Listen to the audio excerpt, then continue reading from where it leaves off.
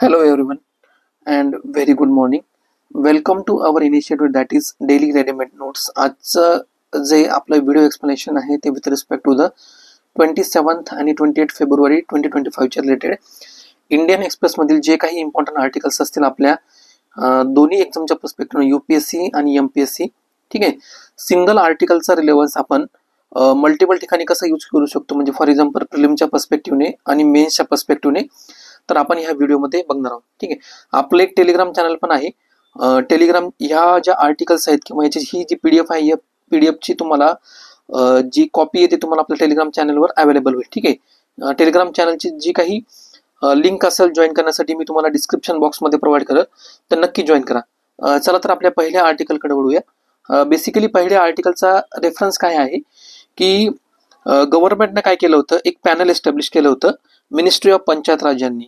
आणि ह्या पॅनलचं हेड कोण होतं, तर जे फॉर्मर माइन्स सेक्रेटरी होते सुशील कुमार, तर हे त्यांनी पॅनल हेड केलं होतं.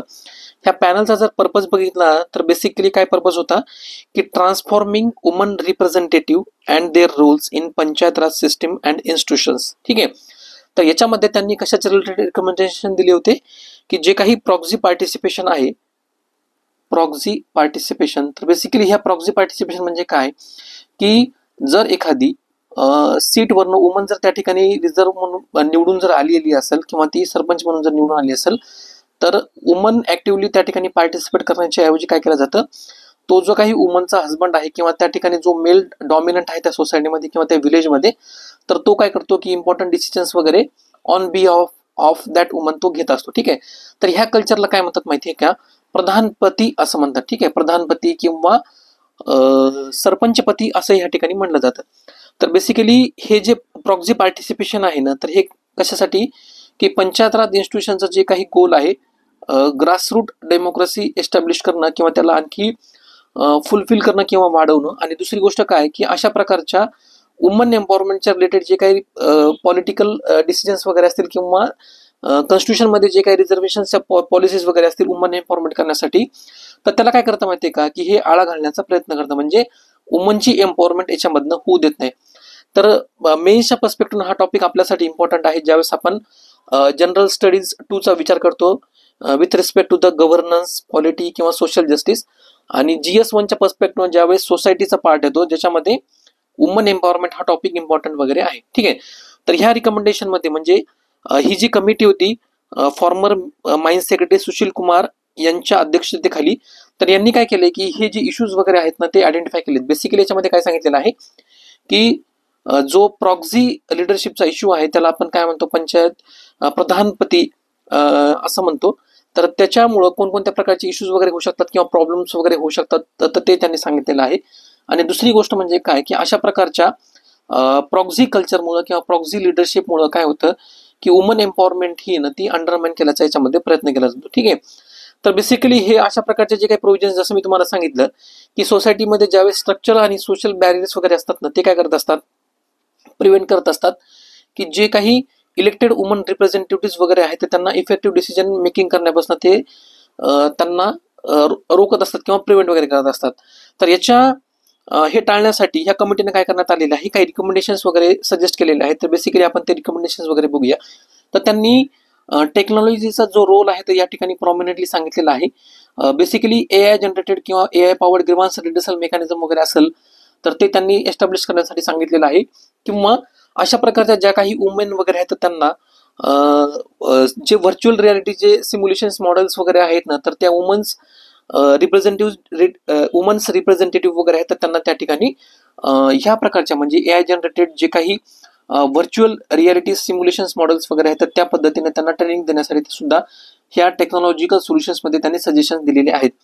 त्याचबरोबर त्यांनी काय सांगितलेलं आहे की जे काही जेंडर रिलेटेड एक्सक्लुजन कोटाज वगैरे आहेत तो स्ट्रॉंगली एस्टॅब्लिश करण्याची गरज आहे. त्यानंतर वुमेन ओम्बुड्समन वगैरे आहे ना, म्हणजे ज्याला आपण मराठीमध्ये लोकपाल वगैरे म्हणतो, ते सुद्धा स्ट्रॉंगली या ठिकाणी एस्टॅब्लिश करण्याची गरज आहे. आणि त्याचबरोबर काय की वॉचडॉग कमिटीज वगैरे असतात ना, ठीक आहे, तर अशा प्रकारच्या जर प्रॅक्टिसेस माल प्रॅक्टिसेस जर कुठे आढळून आल्या तर त्या सुद्धा एस्टॅब्लिश करण्याची गरज या ठिकाणी सांगितलेली आहे. मेन्सच्या पर्स्पेक्टिव्ह आपल्यासाठी या ठिकाणी महत्वाचं काय या आर्टिकलमधलं, एकतर काय की जे रिकमेंडेशन जे दिलेले आहेत ना ह्या कमिटीनं रिकमेंडेशन्स, तर ते आपल्या मेन्सच्या पर्स्पेक्टिव्ह आन्सर रायटिंग मध्ये महत्वाचे आहेत. हा इश्यू तुम्ही GS1 जो वुमन एम्पॉवरमेंटचा इश्यू आहे तो, आणि GS2 मध्ये सुद्धा जो आपला पॉलिटी आणि गव्हर्नन्सचा इश्यू आहे त्याच्यामध्ये सुद्धा काय पंचायत राज इन्स्टिट्यूशनच्या रिलेटेड फॉर एक्झाम्पल जर काही ड्रॉबॅक्स वगैरे आले तर त्या ठिकाणी तुम्ही काय करू शकता, अशा प्रकारचा डेटा किंवा सजेशन्स वगैरे ना त्या ठिकाणी तुम्ही मेन्शन्स वगैरे करू शकता. ठीक आहे. त्यानंतर जे स्टेटस वगैरे आहे या ठिकाणी डेटा वगैरे प्रोव्हाइड करण्यात आलेला आहे की फॉर एक्झाम्पल इंडियामध्ये जर ओव्हरऑल जर विचार केला तर वुमनचं पार्टिसिपेशन वगैरे किती आहे, त्यानंतर टोटल इलेक्टेड रिप्रेझेंटेटिव्ह वगैरे किती आहेत आणि वुमन इलेक्टेड रिप्रेझेंटेटिव्ह वगैरे किती आहेत. ठीक आहे. आता हा जर डेटा बघितला ना, हा डेटा काय सजेस्ट करतो माहिती आहे का, की अप्रॉक्सिमेटली 50% वुमन आणि मेलचं जे काही पार्टिसिपेशन आहे ते रिप्रेझेंट करतं. पण ग्राउंड रियालिटी जर बघितली तर आपल्याला हे काय प्रधानपतीचं जे कल्चर आहे ना तर हे प्रॉमिनेंटली याच्यामध्ये दिसतं. ठीक आहे. एक्सपेक्टेड जर क्वेश्चन्स बघितले मेन्सच्या पर्स्पेक्टिव्हनं, जसं मी तुम्हाला सांगितलं की GS1 मध्ये सुद्धा हा इश्यू रिलेव्हंट आहे. GS1च्या पर्स्पेक्टिव्ह जर क्वेश्चन बघितला तर अशा प्रकारचा आपण क्वेश्चन एक्सपेक्ट करू शकतो की how does the pradhanpati culture reflect a deep seated gender bias in Indian society. म्हणजे हे जे काही कल्चर आहे प्रधानपतीचं की जे जेंडर बायस आहे सोसायटीमध्ये तर ते कसं रिप्रेझेंट करतं. त्यानंतर याचा इम्पॅक्ट जो आहे वुमनचं पॉलिटिकल पार्टिसिपेशन किंवा वुमनचं जे काही पॉलिटिकल एम्पॉवरमेंट वगैरे आहे तर त्याच्यावर कसा होतो ॲट द ग्रासरूट लेवल, आणि त्याच्या रिलेटेड जे काही मेजर्स वगैरे असतील तर ते सजेस्ट करा. मग ज्यावेळेस अशा ठिकाणी समजा याचा इम्पॅक्ट वगैरे कसा होतो तुम्ही काय करू शकता माहिती आहे का, ह्या डेटाचा या ठिकाणी उपयोग करू शकता. आणि ज्यावेळेस तुम्हाला सांगितलेलं असतं क्वेश्चन्समध्ये की याला सोल्युशन्स वगैरे सजेस्ट करा, मग ह्या कमिटीचं नेम रिकमेंडेशन करून आपल्याला काय करायचं असतं की फॉलोइंग अर्थ, म्हणजे रिसेंटली सुशील कुमार जे माइन्स सेक्रेटरी होते यांच्या अध्यक्षतेखाली हा जो इश्यू आहे प्रधानपती कल्चरचा तो एक्झामाइन करण्यासाठी कमिटी रिकमेंड करण्यात म्हणजे त्यांनी सजेशन्स वगैरे दिले होते. मग त्यांचे एक दोन तुम्ही प्रॉमिनंट सजेशन जर या ठिकाणी मेन्शन्स केले ना, जसं मी तुम्हाला सांगितलं होतं की AI पॉवर्ड जे काही व्हर्च्युअल रियालिटी सिम्युलेशन्स मॉडेल्स वगैरे असतील ट्रेनिंगसाठी ते म्हणा, किंवा वुमन ओम्बुड्समॅन ज्याला आपण लोकपाल वगैरे म्हणतो ते अशा प्रकारचे, किंवा वॉचडॉग कमिटी वगैरे असतील तर हे सजेशन्स तुम्ही काय करू शकता मेन्शन्स करू शकता. याच्यामुळे एक्झॅक्टली होतं काय माहिती आहे का, तुमचं जे आन्सर रायटिंगमध्ये जे इम्प्रेशन्स आहे ना हे एक्झॅक्टली पॉझिटिव्ह इम्प्रेशन्स त्या ठिकाणी पडतं, कारण तुम्ही टू द पॉईंट आणि टू द स्पेसिफिक प्रकारचे जे काही रिकमेंडेशन्स वगैरे आहेत तर तुम्ही त्या ठिकाणी काय करता मेन्शन्स वगैरे करता. ठीक आहे.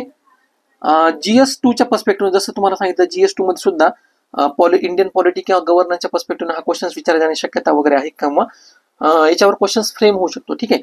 तर कशा प्रकारे क्वेश्चन्स फ्रेम होऊ शकतो की discuss the challenges face by the women in panchayat raj institution, particularly the issue of proxy leadership, आणि suggest measures to strengthen the participation in governance. ठीक आहे. म्हणजे सिमिलर क्वेश्चन जो आहे फक्त याला काय केलेलं आहे की गव्हर्नन्स किंवा पॉलिटीच्या पर्स्पेक्टिव्ह बघितलेला आहे की बाबा पंचायत राज इन्स्टिट्यूशन मध्ये कशा प्रकारचे जे प्रॉक्सी लिडरशिपचा इश्यू आहे तो चॅलेंजेस क्रिएट वगैरे करतो आणि त्याला सोल्युशन्स वगैरे सजेस्ट करायचे. मग अशा प्रकारचे सोल्युशन या ठिकाणी जे कमिटीनं रिकमेंडेशन दिलेले आहेत तुम्ही त्या ठिकाणी ते मेन्शन्स वगैरे करू शकता. ठीक आहे.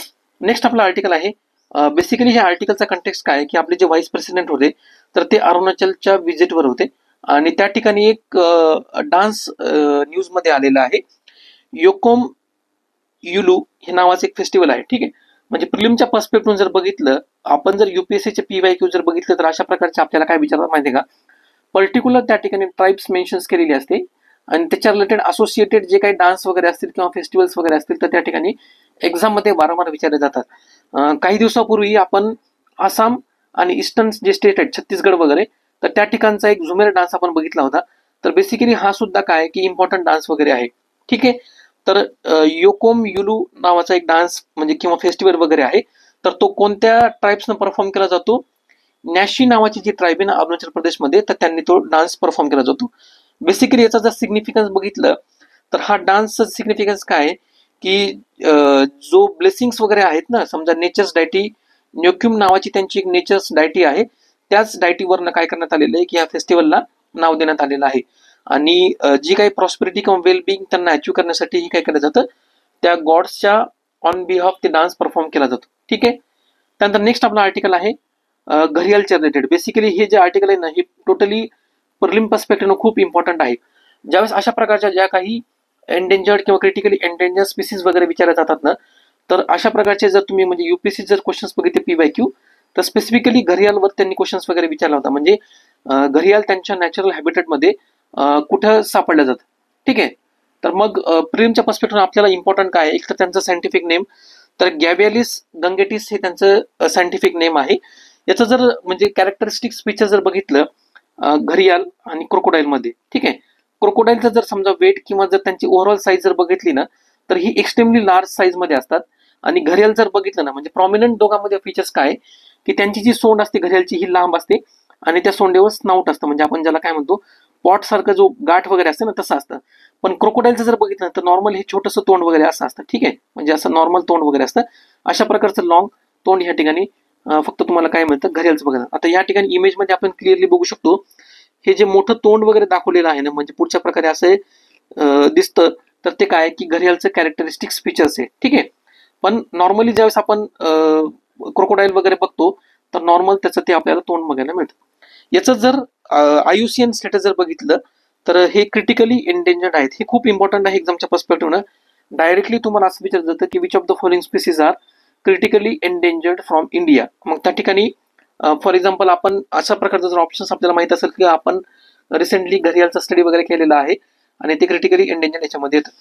आता ह्या आर्टिकलमध्ये आणखी काय करण्यात आलेलं आहे त्याच्या रिलेटेड हॅबिटेटच्या रिलेटेड जे काही थ्रेट्स वगैरे आहेत, म्हणजे फॉर एक्झाम्पल हिस्टॉरिकल जे थ्रेट्स होते त्याच्यामध्ये काय केलं जायचं की त्यांचे एग्स किंवा स्किन्स म्हणा तर त्याचं मिळवण्यासाठी काय करण्यात यायचं, म्हणजे कॉस्मेटिक्समध्ये यूज करण्यासाठी म्हणा किंवा त्यांचे जे काही ब्युटी प्रोडक्ट्स वगैरे येतात ते बनवण्यासाठी त्यांचं हंटिंग वगैरे केलं जातं.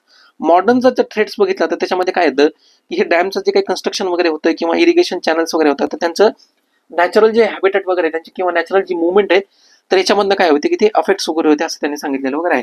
किंवा ओव्हर फिशिंग म्हणा, सँड मायनिंग वगैरे म्हणा किंवा पोल्युशन्स वगैरे म्हणा, तर ह्यामुळे सुद्धा काय होतं की ते नेट्समध्ये अडकले जातात किंवा त्यांना काय केलं जातं की ॲज अ थ्रेट कन्सिडर करून त्यांना किल केलं जातं. ठीक आहे, त्यानंतर कन्झर्वेशनच्या पर्स्पेक्टिव्ह जर एफर्ट्स वगैरे बघितले तर गव्हर्नमेंटनं काय केलं होतं की 1975 to 1988 मध्ये त्यांच्या म्हणजे ब्रीडिंग त्यांना व्यवस्थित करण्यासाठी 16 कॅप्टिव्ह ब्रीडिंग सेंटर्स त्या ठिकाणी एस्टॅब्लिश वगैरे करण्यात आले होते. त्यानंतर नॅशनल चंबल सँच्युरी वगैरे आहे तर ही न्यूजमध्ये वगैरे आहे.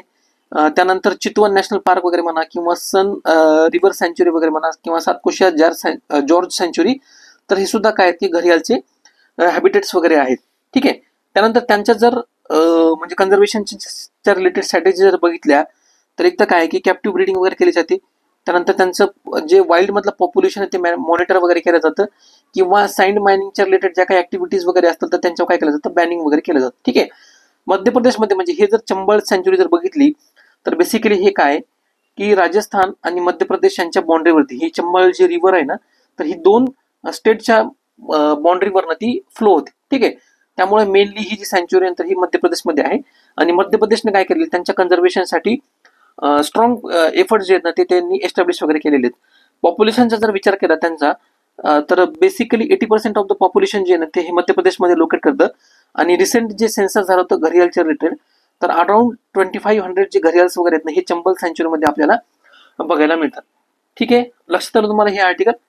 त्यानंतर नेक्स्ट आपलं आर्टिकल आहे चंपाकन दोरा राजन केसच्या रिलेटेड हे आर्टिकल आहे. बेसिकली प्रिलिमच्या पर्स्पेक्टिव्ह जर बघितलं तर हे खूप इम्पॉर्टंट आहे कारण अशा प्रकारच्या ज्या काही सिग्निफिकंट कॉन्स्टिट्यूशनल अमेंडमेंट वगैरे असतात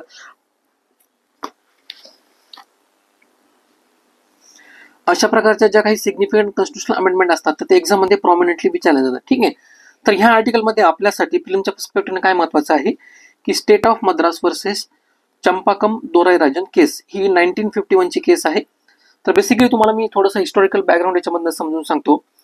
तर 1948 ला काय झालं होतं, जस्ट 1 मिनिट. 1948 ला मद्रास गव्हर्नमेंटनं एक इनिशिएटिव्ह लॉन्च केला होता. त्या इनिशिएटिव्हला काय म्हणतात की कॉमन जनरल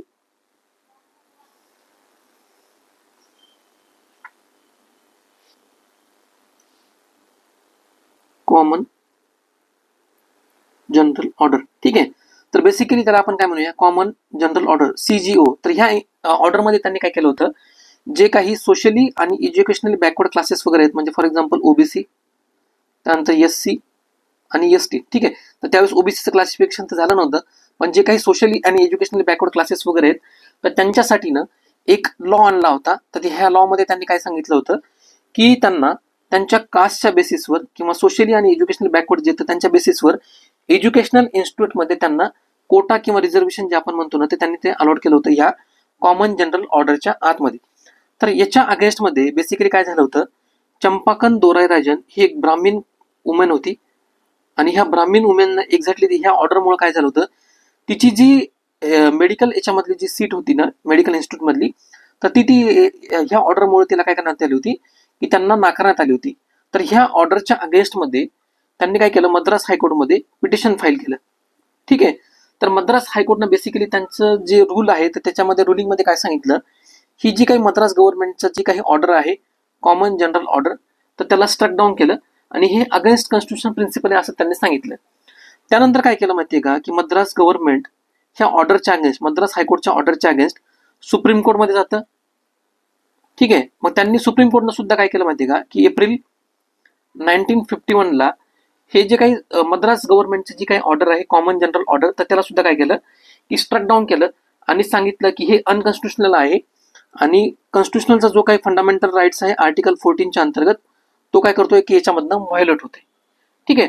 तर ह्या ऑर्डरच्या अगेन्स्टमध्ये सेंट्रल गव्हर्नमेंटनं त्यानंतर काय केलं की 1951ला फर्स्ट कॉन्स्टिट्युशनल अमेंडमेंट केली, फर्स्ट कॉन्स्टिट्युशनल अमेंडमेंट एस्टॅब्लिश केली. तर बेसिकली ह्या कॉन्स्टिट्युशनल अमेंडमेंटमध्ये त्यांनी काय केलं, सेंट्रल गव्हर्नमेंटनं एक आर्टिकल ऍड केलं, आर्टिकल 15 सब क्लॉज 4. तर बेसिकली ह्या आर्टिकलचा पर्पज काय होता की जे काही सोशली आणि एज्युकेशनली बॅकवर्ड क्लासेस वगैरे आहेत तर त्यांना स्पेशल प्रोव्हिजन्स करून एज्युकेशनल इन्स्टिट्यूशनमध्ये कोटा किंवा रिझर्वेशन त्या ठिकाणी प्रोव्हाइड करण्यात आलं. ठीक आहे.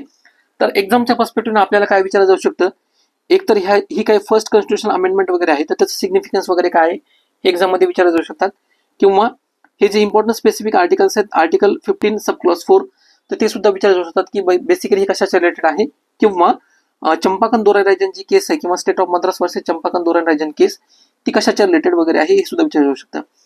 प्रिलिमच्या पर्स्पेक्टिव्ह जर क्वेश्चन जर याच्यावर आपल्याला फ्रेम करायचं म्हणलं तर अशा प्रकारचे क्वेश्चन्स या ठिकाणी फ्रेम होऊ शकतात की फर्स्ट कॉन्स्टिट्युशनल अमेंडमेंट जी 1951 झाली होती की त्याचा प्रायमरीली त्याचा पर्पज काय होता. ठीक आहे. तर मग ऑप्शन्समध्ये तुम्हाला काय करू शकतात की फॉर एक्झाम्पल की फंडामेंटल राईटला स्ट्रेंथनिंग करणं हा त्याचा पर्पज असू शकतो, किंवा लँड रिफॉर्म पॉलिसीज वगैरे तर त्या इंट्रोड्यूस करणं हा एक त्या ठिकाणी ऑप्शन दिला जाऊ शकतो, किंवा इलेक्शनच्या रिलेटेड जी काही प्रोसेस वगैरे तर ती अमेंड करता हे ऑप्शन दिलं जाऊ शकतं. आणि जर फोर्थ ऑप्शन आहे provide reservation in educational for the backward classes हे ऑप्शन देऊ शकतात. ठीक आहे. तर आपलं आन्सर काय असणार याच्यामध्ये की option D provide reservation in education for the backward classes. Similarly जसं तुम्हाला मी म्हटलं की आर्टिकल 15.4 हे सुद्धा काय करण्यात आलं होतं, सब क्लॉज 4 हे सुद्धा त्या ठिकाणी इंट्रोड्यूस करण्यात आलं होतं. मग त्या ठिकाणी तुम्हाला क्वेश्चन्समध्ये असं विचारलं जाऊ शकतं की फर्स्ट अमेंडमेंट ऍक्ट 1951 जो आहे जो स्पेशल प्रोव्हिजन फॉर सोशली आणि एज्युकेशनल बॅकवर्डसाठी प्रोव्हाइड करतो तर त्याच्या रिलेटेड आर्टिकल कोणता आहे. मग आर्टिकल 14 देतील ऑप्शन्समध्ये, आर्टिकल 15.4 देतील, आर्टिकल 16.4 देतील. ठीक आहे. किंवा आर्टिकल 21 वगैरे देतील. अशा प्रकारचे ऑप्शन्स त्या ठिकाणी मेन्शन्स केल्या जाऊ शकतात. ठीक आहे. लक्षात आलं तुम्हाला या ठिकाणी. मेन्सच्या पर्स्पेक्टिव्ह जर बघितलं तर हा सुद्धा टॉपिक काय की आपल्याला मेन्सच्या पर्स्पेक्टिव्हनं याच्यामध्ये 3 डायमेन्शन्स आपण या ठिकाणी डिस्कस करू शकतो. पहिलं म्हणजे काय की एकतर फंडामेंटल राईट्स आणि वर्सेस सोशल जस्टिस. म्हणजे ही जी काही केस आहे state of Madras versus Champakam Dorairajan, तर बेसिकली हे कॉन्स्टिट्युशनलचं जे काही डिबेट आहे with respect to the reservation तर हे कसं स्टिम्युलेट करतं किंवा कसं इन्फ्लुएन्स करतं तर हे आपल्याला याच्यामध्ये लक्षात येतं. त्यानंतर जे काही कॉन्स्टिट्युशनमध्ये प्रोव्हिजन्स या ठिकाणी दिलेले आहेत with respect to the article 14 आणि article 15 along with directive principle of state पॉलिसीमध्ये जे आर्टिकल 46 आहे. बेसिकली हे आर्टिकल 46 काय सांगतं की जे काही एज्युकेशनल आणि इकॉनॉमिक जे इंटरेस्ट वगैरे आहेत विकर सेक्शनचे तर त्यांच्या प्रमोशनसाठी हे आर्टिकल 46 मेन्शन करण्यात आलेलं आहे. तर हे कन्फ्लिक्टिंग कसं मेंटेन करतं, म्हणजे फॉर एक्झाम्पल एका साईडला आर्टिकल 14 राईट टू इक्वॅलिटी आणि दुसऱ्या साईडला जे काही directive principle of state policy जसं मी तुम्हाला सांगितलं जे काही एज्युकेशनली आणि इकॉनॉमिकली बॅकवर्ड क्लासेस वगैरे आहेत सोसायटीमध्ये तर त्यांचे राईट प्रिझर्व करणं तर हे सुद्धा काय की इम्पॉर्टंट मेन्सच्या पर्स्पेक्टिव्ह डायमेन्शन या ठिकाणी मेन्शन करण्यात येते.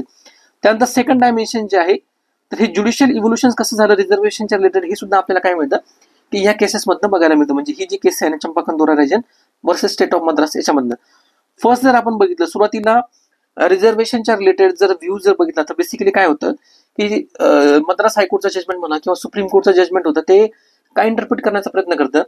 हे काही ज्या स्टेटच्या ज्या पॉलिसीज वगैरे आहेत with respect to the reservation किंवा कोटा प्रोव्हाइड करणं सोशली आणि इकॉनॉमिकली बॅकवर्ड क्लासेसला तर हे राईट टू इक्वॅलिटी जे आर्टिकल 14च्या आतमध्ये येतं तर त्याला ते काय करतं की एक्सेप्शन प्रोव्हाइड करतं. ठीक आहे. किंवा त्याच्या अगेन्स्ट वगैरे आहे. पण ह्या जजमेंटच्या नंतर जे काही डेव्हलपमेंट वगैरे झाली तर बेसिकली ह्या अशा प्रकारचे जे काही गव्हर्नमेंटच्या पॉलिसीज वगैरे असतात किंवा रिझर्वेशन म्हणा किंवा कोटा प्रोव्हाइड करणं म्हणा, तर हे काय रिप्रेझेंट करतं, स्टेटची ऍक्शन रिप्रेझेंट करतं की सोसायटीमध्ये सबस्टॅन्टिव्ह इक्वॅलिटी वगैरे जी आहे ना ती अचीव्ह करण्यासाठी. ठीक आहे. थर्ड डायमेन्शन याच्यामध्ये काय सांगितलेलं आहे, तर आपण याचा करंट रिलेव्हन्स सुद्धा ह्या केसमधून आपण बघू शकतो. बेसिकली सुप्रीम कोर्टचे जे काही रिसेंट रुलिंग्स वगैरे आहेत with respect to the sub classification of the reservation, म्हणजे रिसेंटली त्यांनी शेड्यूल कास्टच्या रिलेटेड त्यांनी काय सांगितलं, सब क्लासिफिकेशन वगैरे करा. त्यानंतर ओबीसीच्या रिलेटेड त्यांनी सांगितलं होतं सब क्लासिफिकेशन वगैरे करा. आणि त्याच्यामध्ये त्यांनी क्रिमिलियर किंवा नॉन क्रिमिलियर ह्याच्या कॅटेगरीज वगैरे त्याच्यामध्ये इस्टॅब्लिश करण्यात आल्या होता. तर हे सुद्धा आपण त्याला काय करू शकतो, त्याच्यामध्ये इंट्रोड्यूस करू शकतो. किंवा रिसेंटली जे सुप्रीम कोर्टमध्ये केस चालू आहे इकॉनॉमिकली विकर सेक्शनच्या रिलेटेड, की त्यांना पर्टिक्युलरली युपीएससीच्या रिलेटेड जे काय अशा प्रकारच्या ज्या काही कॉम्पिटेटिव्ह एक्झाम्स वगैरे असतात, तर त्या ठिकाणी एज रिलॅक्सेशन म्हणा किंवा नंबर ऑफ अटेम्प्ट्स जे आहेत तर ते त्यांना वाढवायचे का नाही, तर अशा प्रकारचे सुद्धा ते काय की अशा प्रकारच्या ज्या केसेस वगैरे आहेत तर ते काय करतात, त्याला इम्पॅक्ट वगैरे करतात. मेन्सच्या पर्स्पेक्टिव्ह जसं मी तुम्हाला सांगितलं की हा पर्टिक्युलरली GS2च्या आतमध्ये टॉपिक येतो. तर आपण जर क्वेश्चन जर बघितले तर अशा प्रकारचे क्वेश्चन्स आपण फ्रेम करू शकतो की याच्यामध्ये जे इम्पॉर्टंट कॉन्स्टिट्यूशन अमेंडमेंट होती, एक तर काय की फर्स्ट कॉन्स्टिट्यूशन अमेंडमेंट ऍक्ट, त्यानंतर ज्युडिशियल इव्होल्युशन कशा प्रकारे होतं, आणि तिसरी गोष्ट काय की रिझर्वेशनच्या पॉलिसीज ज्या आहेत ह्या कंटेम्पररी सोसायटीमध्ये कशा प्रकारे इव्हॉल्व्ह होतात. तर 3 प्रकारे आपण क्वेश्चन याच्यामध्ये डिस्कस करू शकतो. पहिला क्वेश्चन काय असू शकतो याच्यामध्ये, discuss the significance of first constitutional amendment act in shaping India's reservation policy. मग त्याच्यामध्ये जे काही state of Madras versus Champaka दोराराजन जी केस होती, तर ही अमेंडमेंट कशा प्रकारे इन्फ्लुएन्स वगैरे करते, अशा प्रकारचा क्वेश्चन्स वगैरे येऊ शकतो. किंवा ज्युडिशरीचं जे काही इंटरप्रिटेशन वगैरे आहे with respect to the relationship in between fundamental right and directive principles, मग ते ज्युडिशरीचं म्हणणं काय आहे तर ते सुद्धा याच्यामध्ये विचारलं जाऊ शकतं. किंवा discuss the reference to the important judgment, मग याच्यामध्ये तुम्हाला जे काही सुप्रीम कोर्टचे जजमेंट वगैरे आहेत किंवा हायकोर्टचे जजमेंट आहेत with respect to the reservation policy, तर ते कशा प्रकारे इव्हॉल्व्ह झाले किंवा त्यांचं इव्होल्युशन सुद्धा ट्रेस करा, हे सुद्धा याच्यामध्ये विचारलं जाऊ शकतं.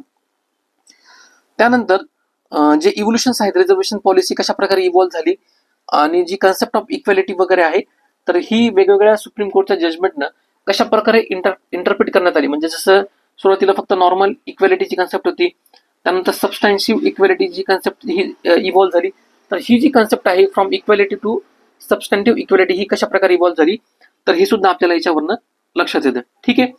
त्यानंतर नेक्स्ट आपला आर्टिकल आहे डिलिमिटेशन्स आणि साऊथ. बेसिकली या आर्टिकलचा कंटेक्स्ट काय आहे की रिसेंटली जे आपले होम मिनिस्टर ते त्यांनी काय सांगितलेलं की 2026च्या नंतर आपण काय करणार आहोत, म्हणजे येणारी जी काही लोकसभा वगैरे असेल तर त्याच्या आधी डिलिमिटेशन ऑफ कॉन्स्टिट्युएन्सीज जे आहेत आपण त्याच्यामध्ये करणार आहोत, जेणेकरून काय होईल की सीटचं जे काही डिस्ट्रीब्युशन्स वगैरे येतं त्याच्यामध्ये करण्यात येईल. तर बेसिकली प्रिलिमच्या पर्स्पेक्टिव्ह आपल्या ह्या आर्टिकलमध्ये बघण्यासारखं काय आहे की हे डिलिमिटेशन्स काय असतं. तर डिलिमिटेशन जर सोप्या भाषेमध्ये समजून घ्यायचं म्हटलं तर हे काय असतात माहिती का, ज्या काही आपल्या लोकसभेच्या ज्या काही सीट्स वगैरे असतात त्यांच्या ज्या काही कॉन्स्टिट्युएन्सीज ज्या असतात तर त्यांच्या काय करणं की बाउंड्रीजची रिॲडजस्टमेंट करणं, जेणेकरून चेंजिंग पॉप्युलेशननुसार जे काही ऍडजस्टमेंट वगैरे झाले असतील किंवा रिप्रेझेंटेशन वगैरे झाले असतील तर त्याच्यामध्ये काय करणं की त्या नवीन कॉन्स्टिट्युशन्स क्रिएट करणं, त्याला काय म्हणतात डिलिमिटेशन असं म्हणतात. तर बेसिकली हे जे काही डिलिमिटेशन्स आहे ना तर त्याच्यासाठी काय केलं जातं, एक सेपरेट कमिशन असतं त्याला काय म्हणतात डिलिमिटेशन्स कमिशन असं म्हणतात, आणि ही independent body as a establish म्हणून झालेली आहे. ठीक आहे.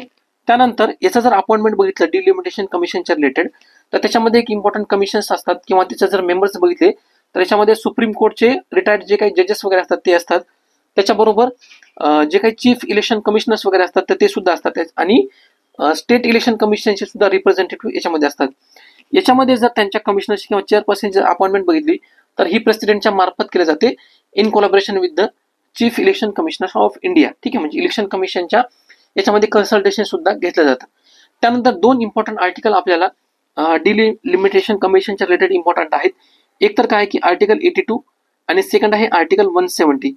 आर्टिकल 82 बेसिकली याच्यामध्ये काय सांगतं की जे काही कॉन्स्टिट्युशनल मॅन्डेट आहेत with respect to the delimitation, म्हणजे आफ्टर एव्हरी सेन्सस तर आपल्याला काय करायचं आहे कॉन्स्टिट्युशन डिपेंडिंग ऑन जे काही पॉप्युलेशन चेंज वगैरे होतं तर त्यांच्या याच्यामध्ये चेंजेस वगैरे करायचे आहेत. आणि आर्टिकल 170 बेसिकली काय सांगतं, जे काही स्टेट लेजिस्लेटिव्ह असेंब्लीज वगैरे आहेत तर त्याच्या रिलेटेड आपल्याला काय करायचे डिलिमिटेशन्स करायचं आहे. त्याच्यानंतर इम्पॉर्टंट 2 कॉन्स्टिट्युशनल अमेंडमेंट सुद्धा याच्यामध्ये इम्पॉर्टंट आहेत. एक तर काय की 42nd कॉन्स्टिट्यूशनल अमेंडमेंट ऍक्ट आणि दुसरी आहे 84th कॉन्स्टिट्यूशनल अमेंडमेंट ऍक्ट. याचं जर हिस्टॉरिकल बॅकग्राऊंड जर बघितलं तर आपल्याला याच्यामधनं असं लक्षात येतं, म्हणजे सुरुवातीला काय करायचे की 1971 पर्यंत प्रॉमिनंटली आफ्टर एव्हरी सेन्सस, म्हणजे 1951चा झाला, 1961चा झाला किंवा 1971चा झाला, तर डिलिमिटेशन जे काही कॉन्स्टिट्युशनचं तर हे याच्यामध्ये कॅरिड आउट केलं जायचं. पण ज्या वेळेस 1970s मध्ये गव्हर्नमेंटनं ज्या काही पॉप्युलेशन कंट्रोल मेजर्स जे अप्लाय करण्यात आलेले होते, तर त्याच्यामध्ये त्यांनी काय सजेस्ट केलं होतं की याच्यानंतरचं जे काही डिलिमिटेशन म्हणजे जे काही होणार आहे किंवा कॉन्स्टिट्युएन्सीचं जे काही लिमिटेशन होणार आहे, तर बेसिकली हे कधीच्या नंतर होणार आहे, हे 2001च्या नंतर होणार आहे. ठीक आहे. मग याच्यामध्ये ही जी 42nd कॉन्स्टिट्यूशनल अमेंडमेंट ऍक्ट होती 1976 ची, तर ही ड्युरिंग इमर्जन्सी पास करण्यात आली होती. आणि याच्यामध्ये काय सांगितलं होतं, ज्या काही नंबर ऑफ सीट्स वगैरे असतील पार्लमेंटमध्ये आणि स्टेट असेंब्लीजमध्ये, तर त्या काय करण्यात आलेल्या आहेत, 2001 पर्यंत त्या फ्रोझन करण्यात येणार आहेत. म्हणजे जे काही एमपी आणि एमएलए जी काही संख्या वगैरे आहे, तर ही याच्यामध्ये 2001 पर्यंत ती काही वाढवण्यात येणार नाही, असं ह्या 42nd अमेंडमेंट ऍक्ट मध्ये प्रोव्हिजन करण्यात आलं होतं. सिमिलरली काय करण्यात आलं, हे कंटिन्युएशन करण्यासाठी त्यानंतर 84th कॉन्स्टिट्यूशनल अमेंडमेंट ऍक्ट 2001 मध्ये पास करण्यात आली होती. आणि त्यांनी काय केलं होतं, हे जे काही डिलिमिटेशन्स वगैरे तर त्याला एक्सटेंड केलं होतं 2026च्या सेन्सस पर्यंत. म्हणजे 2026 पर्यंत त्यांनी काय केलं होतं, त्यांना एक्सटेंड केलं होतं. म्हणजे याच्यानंतर येणारा जो सेन्सस आहे हा कधीचा असणार आहे, हा 2031चा असणार आहे. म्हणजे जे काही रिड्रॉइंग वगैरे जे होईल समजा त्या मतदारसंघाचं, तर हे 2031 नंतर हे होणार आहे. बेसिकली हे ह्या दोन अमेंडमेंट इम्पॉर्टंट फिल्मच्या पर्स्पेक्टिव्ह आहेत. ठीक आहे. त्यानंतर याच्यावर जर क्वेश्चन जर फ्रेम करायचं म्हणलं फिल्मच्या पर्स्पेक्टिव्ह, तर अशा प्रकारचे क्वेश्चन याच्यामध्ये विचारायचे होतात. स्पेसिफिकली जर असं जर विचारलं की which constitutional article mandate the delimitations of the constituencies after every census, तर मग त्या ठिकाणी तुम्हाला आर्टिकल 170 मेन्शन्स करतील, आर्टिकल 356 मेन्शन्स करतील किंवा आर्टिकल 243 मेन्शन्स वगैरे करतील आणि आर्टिकल 82 मेन्शन्स करतील. ठीक आहे. तर आपलं याच्यामध्ये आन्सर्स करेक्ट आन्सर्स काय असणार आहे की आर्टिकल 82. सिमिलरली तुम्हाला कॉन्स्टिट्यूशनल अमेंडमेंट ऍक्टच्या रिलेटेड सुद्धा प्रोव्हिजन्स त्या ठिकाणी विचारले जाऊ शकतात की फॉर एक्झाम्पल जे काही कॉन्स्टिट्यूशनल म्हणजे असं कोणतं कॉन्स्टिट्यूशनल अमेंडमेंट ऍक्ट आहे ज्याने काय केलं होतं की 2026 पर्यंत जे काही मतदारसंघ किंवा जे काही कॉन्स्टिट्यूशन्स आहेत तर त्यांचं काय केलं होतं, डिलिमिटेशन केलं होतं. त्याच्यामध्ये इम्पॉर्टंट काय आहे, 84th कॉन्स्टिट्यूशनल अमेंडमेंट ऍक्ट आहे.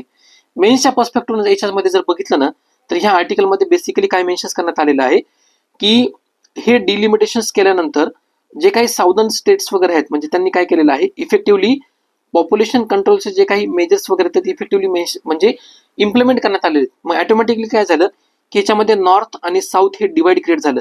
नॉर्थच्या स्टेटमध्ये पॉप्युलेशनची जी ग्रोथ आहे ना, ही व्यवस्थितरित्या कंट्रोल करण्यात आलेली नाहीये आणि पॉप्युलेशन वाढलेलं आहे. आणि साऊथच्या स्टेटने काय करण्यात आलं होतं की त्यांचे जे काही पॉप्युलेशन कंट्रोल मेजर्स जे ते इफेक्टिव्हली इम्प्लिमेंट करण्यात आले होते. आणि ह्या स्टेटमध्ये इफेक्टिव्हली पॉप्युलेशनची जी ग्रोथ आहे तर ती आपल्याला सिग्निफिकंटली तेवढी दिसत नाही as compared to the northern state.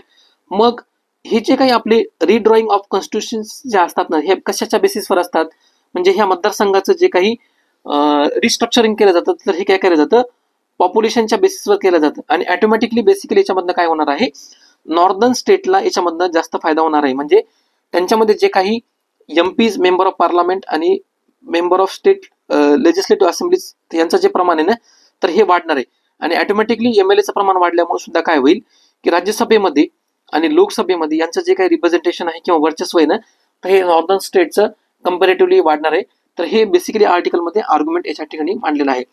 तर याला टॅकल करण्यासाठी ह्या आर्टिकलमध्ये ना काही सजेशन्स वगैरे प्रोव्हाइड करण्यात आलेले.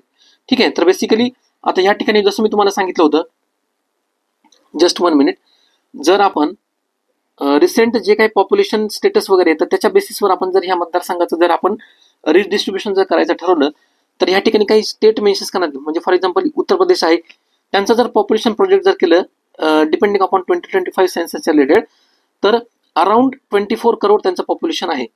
जर आपण त्यांचं जर सीटचं डिस्ट्रीब्युशन जर बघितलं तर प्रेझेंटली जे काही 1971चं जे काही सेन्सस वगैरे होतं तर त्यांना 80 सीट्स अलाउड होत्या. ठीक आहे, 80. जर आपण रिड्रॉइंग ऑफ कॉन्स्टिट्यूशन जर केलं, म्हणजे रिसेंटली जर आता सध्या जे आहे डिलिमिटेशन कमिशन जर आहे, तर त्या सीटचा आकडा वाढून 80 पासून किती होणार आहे तो 156. आणि कंपॅरेटिव्हली जर केरळचं जर उदाहरण बघितलं, साऊदर्न स्टेटचं वगैरे किंवा तामिळनाडूचं जर उदाहरण बघितलं तर त्यांचं पॉप्युलेशन कंपॅरेटिव्हली कमी आहे. आणि अकॉर्डिंग टू द 1971 सेन्सस जर बघितलं तर त्यांना किती सीट्स अलाउड आहेत, 20 सीट्स. आणि हे जर समजा रिसेंटच्या कन्सेन्सनुसार डिलिमिटेशन करायचं ठरवलं तर त्यांच्यामध्ये फक्त सीट्सचा किती फरक वाढणार आहे, 4 सीट्स, म्हणजे 20 वरनं फक्त त्यांना 4 सीट्सचे ऍडव्हान्टेज त्या ठिकाणी मिळणार आहे. ठीक आहे, म्हणून काय करतात हे साऊदर्नचे जे काही स्टेट्स वगैरे आहेत ना याच्यामध्ये अपोज करण्याचा या ठिकाणी प्रयत्न करतात. ठीक आहे, त्यानंतर आर्टिकलमध्ये आपल्याला सोल्युशन्स या ठिकाणी सजेस्ट करण्यात आलेले आहे. बेसिकली त्यांचं काय म्हणणं आहे की करंटचं जे काही सीटचं जे डिस्ट्रीब्युशन वगैरे आहे ना तर ते काय करा, डिस्ट्रीब्युशन तुम्ही वाढवा, पण त्याच्यामध्ये ना ओव्हरऑल पर्सेंटेज वाईज ग्रोथ त्याच्यामध्ये इम्प्रूव्ह करा. म्हणजे फॉर एक्झाम्पल काय की इन्स्टेड ऑफ डायरेक्टली समजा हे जे सीट जे आहेत ना ते हे पॉप्युलेशनच्या बेसिसवर वाढवण्यापेक्षा जर आपण पर्सेंटेज वाईज जर समजा ओव्हरऑल पर्सेंटेज कन्सिडर करू की 25% आपण इच स्टेटला त्याच्यामध्ये रिप्रेझेंटेशन प्रोव्हाइड करण्याचा प्रयत्न करू. मग त्याच्यामधनं काय होतं माहिती का की प्रोपोर्शनली त्या प्रत्येक स्टेटच्या ज्या काही जागा वगैरे आहेत ना त्या पार्लमेंटमध्ये त्या ऑटोमॅटिकली त्या इन्क्रीज होतील. म्हणजे फॉर एक्झाम्पल 25% जर कन्सिडर केलं याच्यामध्ये तर आपल्याला असं लक्षात येतं की ओव्हरऑल ज्या सीट्स ज्या आहेत तर त्या फक्त कितीने वाढणार आहेत, 543 करंटपासून 679 ह्या सीट वाढणार आहेत. इन कम्पॅरिझन टू द समजा जर आपण जर डिलिमिटेशन केलं तर त्याच्यामधनं किती वाढणार आहेत, 543 पासून त्या 942 होणार आहेत. ठीक आहे, म्हणजे सिमिलरली काय की बाकीचे जे स्टेट्स वगैरे आहेत ना, सिमिलरली जे नॉर्थ इंडियन जे स्टेट्स आहेत किंवा साऊथ इंडियन स्टेट्स वगैरे तर त्यांच्यामध्ये ऑटोमॅटिकली याच्यामधनं कंपॅरिझन वगैरे याच्यामध्ये होऊ शकतं. सिमिलरली दुसरं सोल्युशन याच्यामध्ये काय प्रोव्हाइड करण्यात आलेलं आहे, राज्यसभेच्या जे काही सीट्स वगैरे आहेत ना त्याच्यामध्ये सुद्धा रिफॉर्म करण्याची गरज या ठिकाणी सांगितलेली वगैरे आहे. ठीक आहे, या ठिकाणी हे आपलं आर्टिकल संपलेलं आहे. त्यानंतर क्वेश्चन जर आपण एक्सपेक्ट केला तर अशा प्रकारचे क्वेश्चन्स याच्यामधनं येऊ शकतात की फॉर एक्झाम्पल जे काही चॅलेंजेस वगैरे आहेत डिलिमिटेशनच्या रिलेटेड इंडियामध्ये तर ते डिस्कस करा सांगू शकतात, किंवा याच्यामध्ये फेडरलिझम किंवा पॉलिटिकल रिप्रेझेंटेशन ते कसं इम्पॅक्ट करतं हे सुद्धा त्याच्यामध्ये क्वेश्चन्समध्ये विचारलं जाऊ शकतं. आणि वे फॉरवर्ड किंवा जे काही प्रॉमिनंट सोल्युशन्स वगैरे आहेत तर ते सुद्धा काय करा की ह्या पॉलिटिकल रिप्रेझेंटेशनचा जो इश्यू आहे किंवा जो काही फेडरलिझमचा इश्यू आहे तर ते कशा प्रकारे आपण अचीव्ह करू शकतो हे ह्या आर्टिकलमध्ये बेसिकली सजेशन्स आपण त्या ठिकाणी काय करू शकतो, मेन्शन्स करू शकतो. त्यानंतर नेक्स्ट इम्पॉर्टंट आर्टिकल आहे न्यू ऑइल. बेसिकली ह्या आर्टिकलचा कंटेक्स्ट काय आहे की ऑथरचं म्हणणं काय की यांनी काय केलेलं आहे, जे काही क्रिटिकल मिनरल्स वगैरे आहेत ना तर त्या क्रिटिकल मिनरल्सला त्यांनी न्यू ऑइल म्हणलेलं आहे. मेन्सच्या पर्स्पेक्टिव्ह जर बघितलं तर आपल्यासाठी काय की यांचं जे काही क्रिटिकल मिनरल्सच्या रिलेटेड जे काही इंटरनॅशनल ऑर्डरमध्ये जे काही जिओ पॉलिटिकल्सच्या रिलेटेड इश्यू जो आहे तो आपण तो बघू शकतो. म्हणजे फॉर एक्झाम्पल वेगवेगळ्या कंट्रीज आहेत, युक्रेनचं कन्सिडर करा, त्या ठिकाणी खूप मोठ्या प्रमाणामध्ये रिझर्व्ह वगैरे सापडतात. त्यानंतर चायना आणि युएस यांचं जे काही ट्रेड वॉर वगैरे चालू आहे आणि चायना सुद्धा काय की one of the major supplier of हे क्रिटिकल मिनरल्स वगैरे आहेत. तर त्या रायव्हरलीच्या पर्स्पेक्टिव्ह सुद्धा आपण काय करू शकतो माहिती आहे का, ह्या आर्टिकलला बघू शकतो. आणि तिसरं जे इम्पॉर्टंट याच्यामध्ये फॅक्टर्स आहे की इंडियाच्या पर्स्पेक्टिव्हने हे क्रिटिकल मिनरल्स का इम्पॉर्टंट आहेत. म्हणजे फॉर एक्झाम्पल जे काही हायटेक मॅन्युफॅक्चरिंग वगैरे असेल किंवा रिन्युएबल एनर्जीच्या रिलेटेड किंवा सेमीकंडक्टरच्या रिलेटेड जे काही क्रिटिकल मिनरल्स आपल्याला त्यांच्या मॅन्युफॅक्चरिंगसाठी लागतात तर ते सुद्धा आपण काय करू शकतो याच्यामध्ये ह्या आर्टिकलमध्ये डायमेन्शन्स आपण बघू शकतो. ठीक आहे, तर ह्या ठिकाणी काय करण्यात आलेलं आहे की एक्झामच्या पर्स्पेक्टिव्हनं जे काही वर्ल्ड ऑर्डरमध्ये जिओपॉलिटिक्स चालू वगैरे आहे त्याच्यामुळे जे काही वॉर लाईक सिच्युएशन्स क्रिएट होते ह्या रिसोर्सेसला कर्ब करण्यासाठी किंवा त्यांच्यावर कंट्रोल वगैरे करण्यासाठी, तर इंडियाला त्याच्यामध्ये काय शिकण्याची गरज आहे. आणि इंडियामध्ये जे काही पॉलिसी इम्प्लिमेंटेशन्स वगैरे आहेत with respect to the critical minerals तर ते कोणकोणते इम्प्लिमेंट करण्याची गरज आहे. म्हणजे फॉर एक्झाम्पल लिबरलायझेशन वगैरे म्हणा किंवा डोमेस्टिक प्रोडक्शनला बूस्ट करण्याची गरज. समजा रिसेंटली जे पोटेन्शियल पोटॅशियम जे काही रिझर्व्ह वगैरे सापडलेले पंजाबमध्ये तर त्यांचं डोमेस्टिक प्रोडक्शन बूस्ट करण्याची गरज आहे, किंवा जे काही इम्पोर्ट आपण करतो वेगवेगळ्या कंट्रीजमधनं त्यांचं डायव्हर्सिफिकेशन करण्याची गरज या ठिकाणी सांगितलेली आहे. ठीक आहे, त्यानंतर ह्या ठिकाणी ह्या आर्टिकलच्या पर्स्पेक्टिव्हनं जर अशा प्रकारचा समजा जर क्वेश्चन्स वगैरे एक्झाममध्ये आला तर त्या ठिकाणी एक्झाम्पल्स आणि केस स्टडीज तुम्हाला या ठिकाणी प्रोव्हाइड करण्यात आलेले आहेत की इंडियाचं स्ट्रॅटेजिक चॅलेंजेस वगैरे याच्यामध्ये काय आहे, किंवा हे जस्ट 1 मिनिट इंडियाचं स्ट्रॅटेजिक चॅलेंजेस याच्यामध्ये काय आहे, किंवा युएसचं जे काही ऑइलचं इंडिपेंडन्स वगैरे आहे आणि with respect to the new critical minerals जे काही त्यांचं डिपेंडन्स वगैरे आहे. म्हणजे सुरुवातीला युएसचं कसं होतं की ऑइलवर त्यांचं डिपेंडन्स होतं आणि ते काय करायचे वेगवेगळ्या कंट्रीजमधनं बाय वॉर किंवा बाय इन्व्हेजन किंवा बाय डिप्लोमॅसी ते काय करायचे की हे जे रिसोर्सेस वगैरे आहेत त्यांच्या इकॉनॉमीला लागणार ते कंट्रोल करण्याचा प्रयत्न करायचे. आता हे काय झाले ऑइलपासून ना न्यू ऑइल ज्याला आपण म्हणतो त्याचा डिपेंडन्स म्हणजे क्रिटिकल मिनरल्सवर वाढलेला आहे. आणि मोस्ट ऑफ द जर क्रिटिकल मिनरल्स जर आपण त्यांचे जर स्ट्रॅटेजिक कंट्रोल जर बघितलं तर फॉर एक्झाम्पल हे युक्रेन त्यानंतर चायना ह्या 2 कंट्रीज वगैरे आहे. युक्रेनमध्ये सिच्युएशन काय की रशियाने काय केलेलं की मेजर ज्या टेरिटरीज वगैरे आहेत युक्रेनच्या त्या कंट्रोल वगैरे केलेल्या आहेत. आणि चायनाचा जो सिच्युएशन काय आहे की युएस आणि चायनाचं जे काही ट्रेड वॉर वगैरे आहे तर त्याच्यामुळे काय होऊ शकतं की यांची जी काही स्ट्रॅटेजिक ऑटोनॉमी किंवा डिपेंडन्स वगैरे आहे क्रिटिकल मिनरल्सवरचा, तर तो कमी होऊ शकतो. तर अशा प्रकारचे जे काही कंपॅरिझन वगैरे आहे, युएसचा सुरुवातीला ऑइलवरचं डिपेंडन्स किंवा रिसेंटली जे काही न्यू कन्सर्न्स वगैरे आहेत क्रिटिकल मिनरल्स रिलेटेड, तर ह्या आर्टिकलमध्ये